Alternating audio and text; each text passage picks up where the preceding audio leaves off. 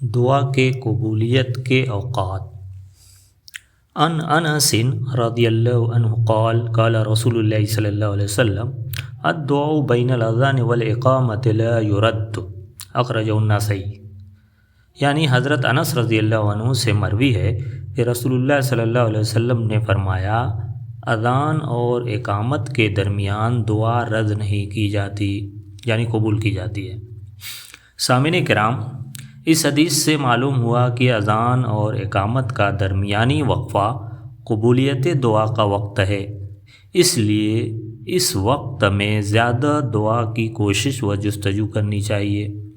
ویسے تو اللہ تعالیٰ نے ہر وقت کے متعلق ہی فرمایا ہے کہ تم مجھے پکارو میں تمہاری دعا قبول کروں گا، لیکن کچھ اوقات کو بطور خاص ذکر فرمایا ہے کہ ان میں قبولیت کا امکان زیادہ ہے، جن میں سے ایک وقت تو مذکورہ حدیث میں ہے اور بعض اوقات کا ذکر چند دیگر احادیث میں ہے، مثلا ماہ رمضان، شب قدر، رات کا آخری حصہ، حالت سجدہ، فرض نمازوں کے بعد، دوران جنگ، زمزم کا پانی پیتے وقت، نزول بارش کے وقت اور دوران حج و عمرہ وغیرہ۔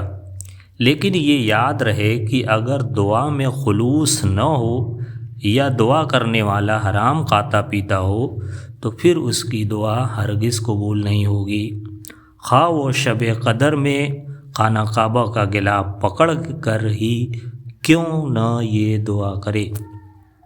واضح رہے کہ قبولیت دعا کی 3 اقسام ہیں۔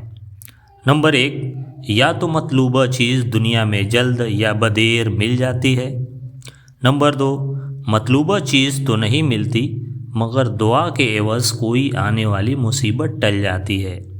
نمبر 3، یا تو وہ دعا ذخیرہ آخرت بنا لی جاتی ہے۔ والسلام علیکم ورحمۃ اللہ۔